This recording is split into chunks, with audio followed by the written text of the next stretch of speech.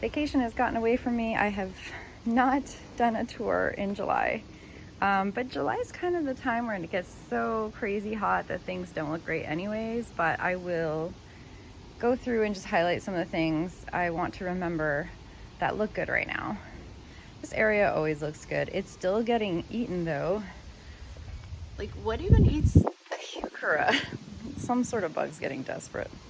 On this side, it's still looking kind of rough. The echinacea looks brilliant, but it's its first year, so obviously. I think I'm gonna get maybe another round of strawberries. There's like one flower. And this was a huge disappointment. I know a lot of people got really into this. It's a red lark delphinium. We all bought them last year. And this is what I got in the second year. It's so much smaller and decimated, probably because it's size, and I don't know, this area is still, it's just open to any kind of critter, so maybe, I don't know. Anyways, I think that delphiniums don't come back after 2 years, so it's probably, that's it. So I won't be buying that again. I'm gonna leave these delphiniums to reseed because, again, they're in their second year, so they might not come back. Really disappointed to hear about that, about delphiniums. Should have known better. Okay, so the hibiscus is budding up early because of our heat wave. And the reason why I'm out right now, I'm actually out with a house coat this morning because it's only 23 degrees out and it's nice and cool. For the first time in weeks, it's been this crazy heat wave that we've been having with rains in the late evening, kind of tropical. Oh, you probably saw my patch of dead grasser. That's because I put my pool there for just 48 hours, and that's what it did. I have to remember not to do that. All right, so this one is coming up. It's an echinacea. Salmon.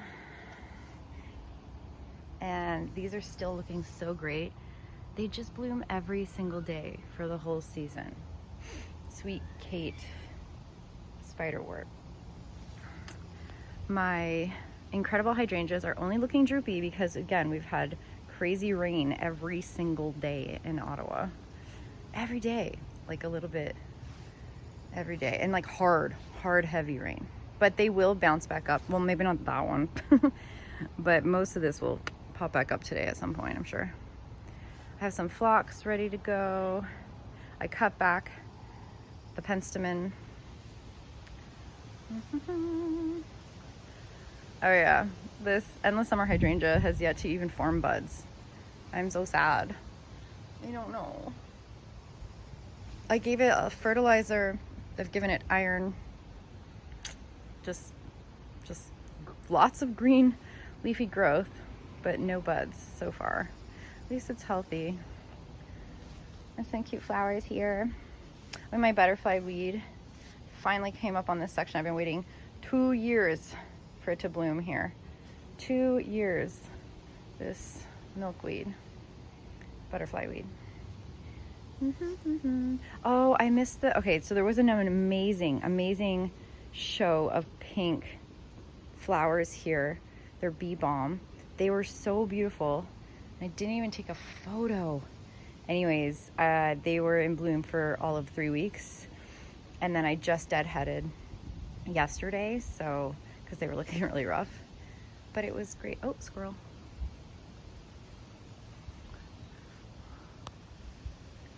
Oh, this is the one that makes fun of Coco. Distracted. And we got some Rebecca getting ready to bloom in 3 different parts of my garden. I've got Admiral White phlox here in front. It's very like Canadian, red and white. This is the Scarlet Bee Balm.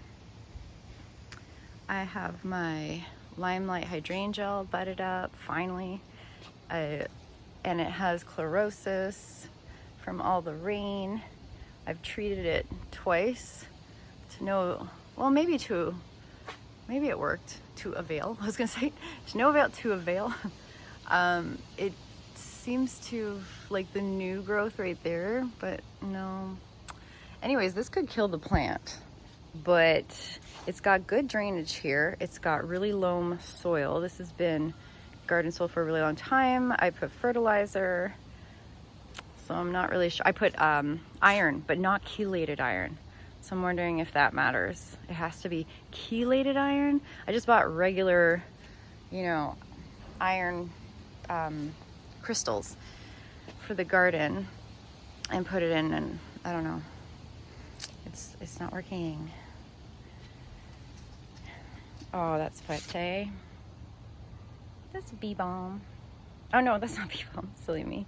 It is coneflower echinacea. I do have bee balm over here. There. It's a bit of a taller variety, that one.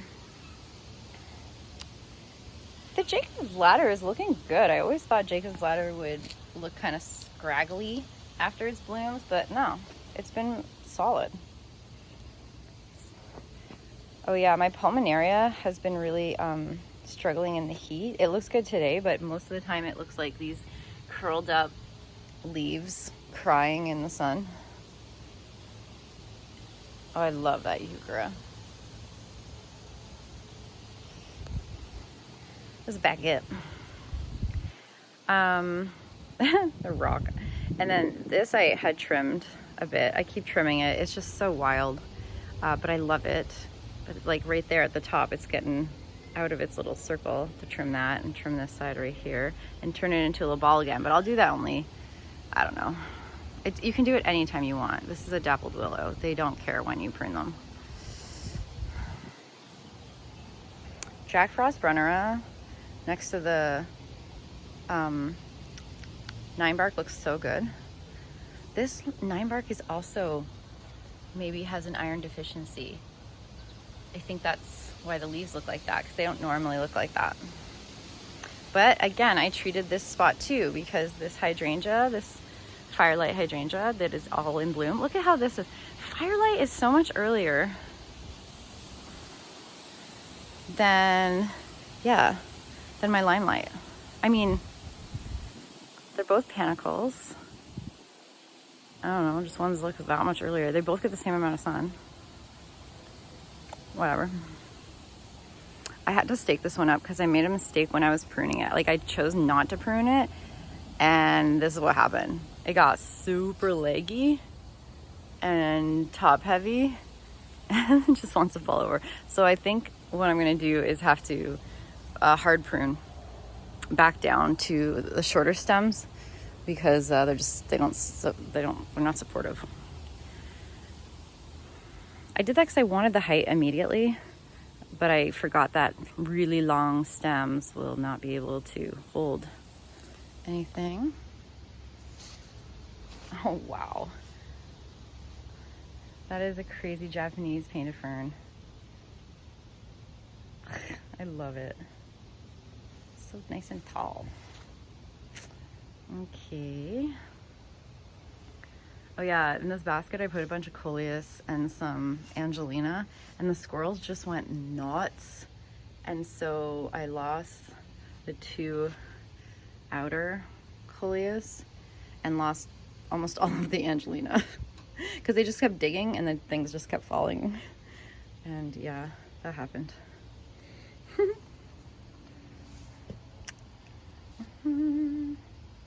Very red. My autumn frost hosta. My Hakonakloa grass. Oh man, this, okay, so this Astilbe bloomed. It was great. It was beautiful and white and precious. And then this Astilbe has yet to put out its bloom stalk. And I don't know why. It was like the most purple bloom stalk ever, and it was like this high last year when I bought it. Maybe it just needs to settle in. Oh, so remember in the last video I was like, I'll just put this in here. This poor heuchera is like, no, I'm done. So I'll just split a different yellow heuchera and put it there in the fall, because that one is probably the heat. I just couldn't handle it because I had split it, right? And put one there. Oh yeah, when you cut back your little Artemisia mound, it comes back in 3 weeks maybe. Here's some bee balm, looking precious. Well, this one does.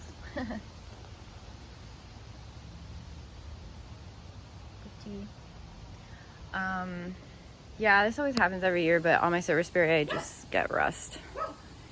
You're supposed to like pick them off and chuck them in the garbage or whatever, but I did that every year for what, 3 seasons or 2 seasons in a row, and it still comes back. Obviously I don't get everything. Oh yeah, I put some lilies there. They're so pretty. Let me zoom in. I'm having trouble. Okay. There. Whoa.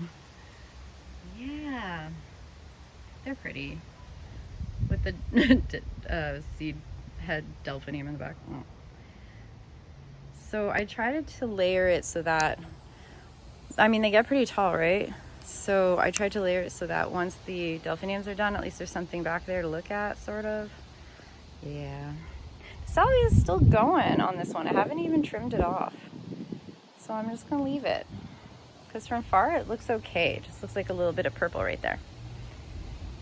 And then this tall phlox, oh my god, speak of tall, look at, it's overtaking the tree. It's too tall. I kind of wish I Chelsea chopped it, and that means it would bloom later, but I'd be okay with that because I have like these blooms and that bloomed. So if these were Chelsea chopped down halfway, they're just too tall for the space. I could move them with a different phlox though.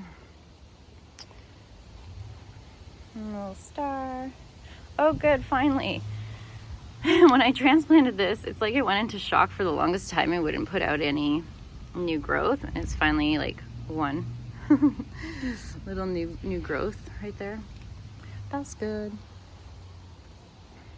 Caramel heuchera, sombrero echinacea.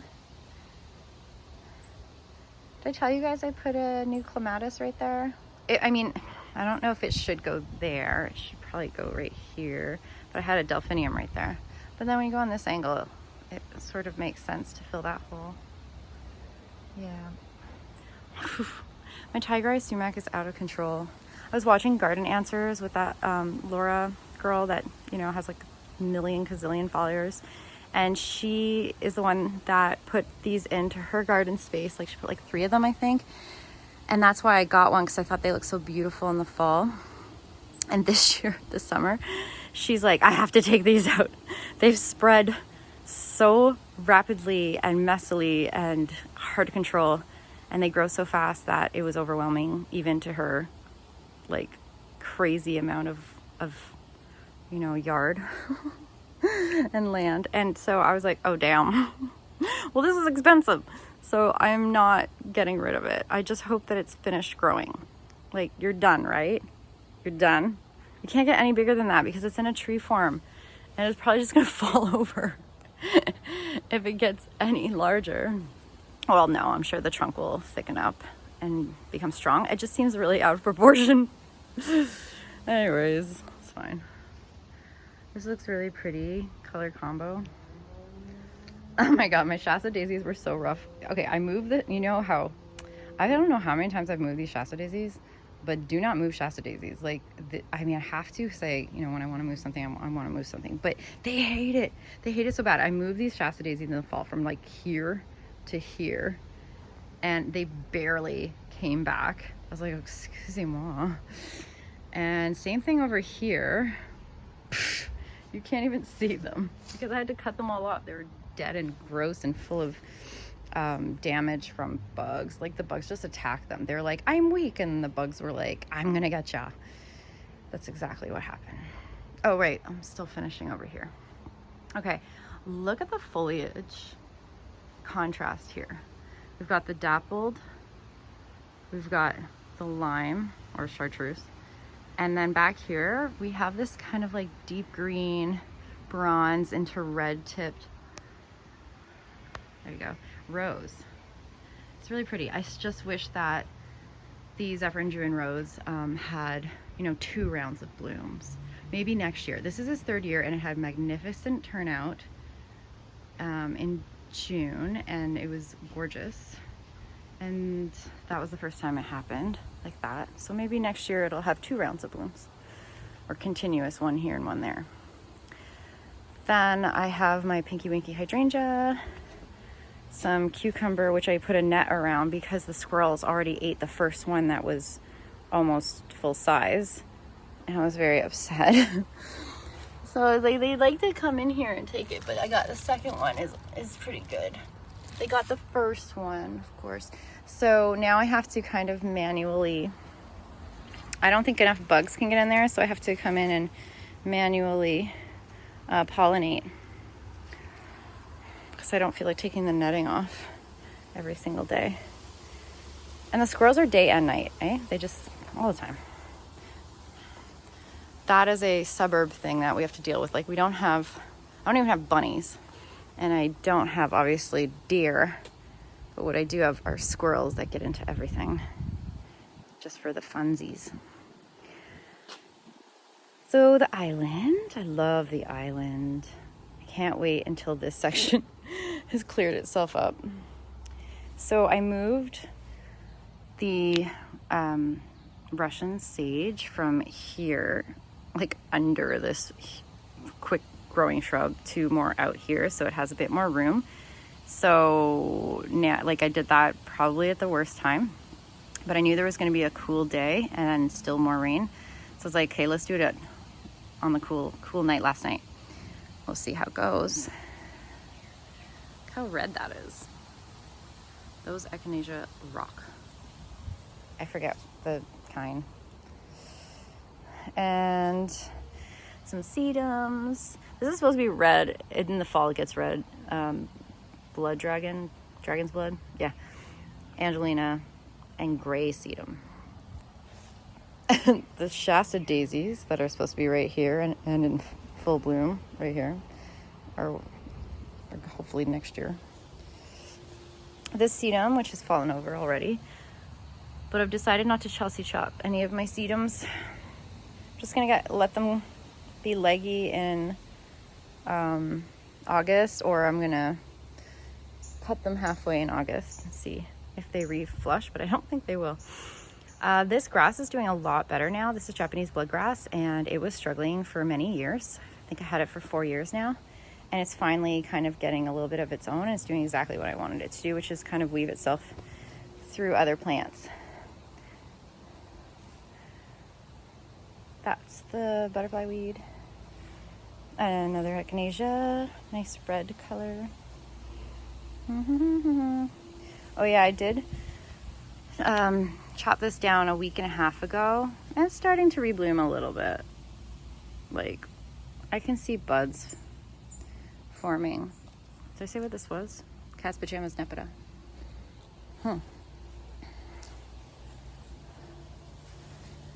Oh yeah, this is filled out nicely.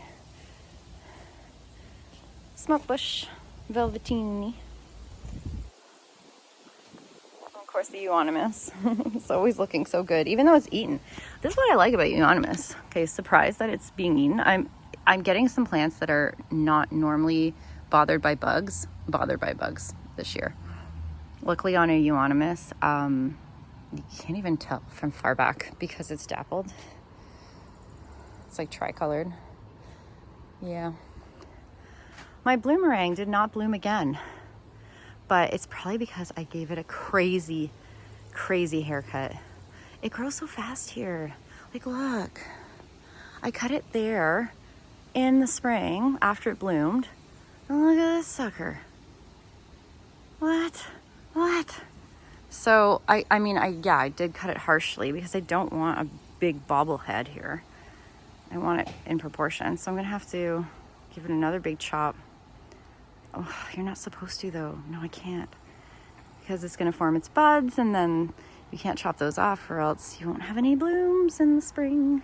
So I'll just have to protect it. I'll just stake it up again in winter so it doesn't fall over. Because it did that its first and second year. when I took out the stake thinking like, oh, it's strong enough. It wasn't strong enough. Yeah. So nice cool breeze today. That grass will sort itself out.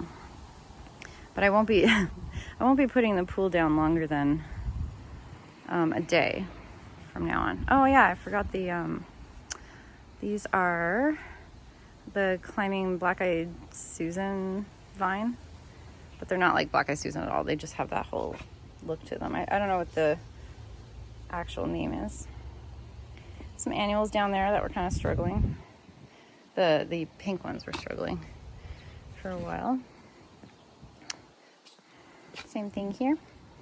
Yeah, these don't love the crazy heat. They just actually, all of these that are popping out and looking great right now was from today. They just get wilty. They've been wilty. The leaves and the flowers have been really wilty the last few days when it's that heat wave. They did not like it. Okay, it's been 20 minutes.